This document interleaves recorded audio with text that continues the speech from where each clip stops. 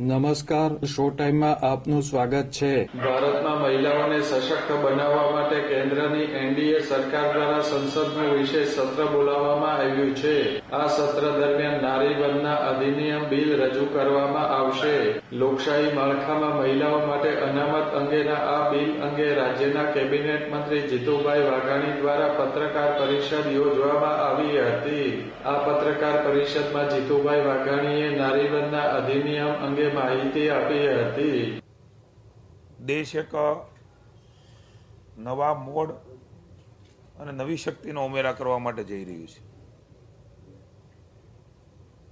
આઝાદી પછી સૌપ્રથમવાર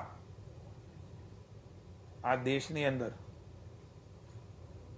નારી શક્તિ વંદના અધિનિયમ ચર્ચા થઈને પસાર થવા જઈ રહ્યું છે।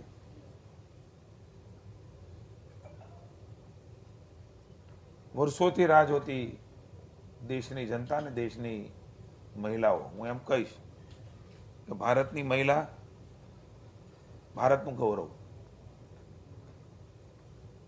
આપણી બેન આપણું ગૌરવ। માનનીય મોદી સાહેબના નેતૃત્વની અંદર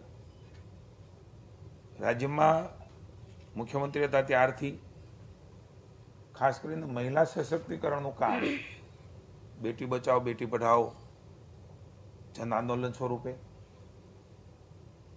કન્યા કેળવણી, શાળા પ્રવેશ ઉત્સવ, 33% સ્થાનિક સ્વરાજની સંસ્થામાં અનામત હતી।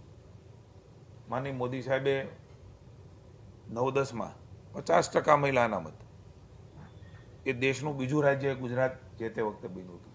આ પત્રકાર પરિષદમાં કેન્દ્રીય રાજ્યમંત્રી નીમુબેન બાંભણિયા, શહેર ભાજપ પ્રમુખ કુમારભાઈ શાહ હાજર રહ્યા હતા।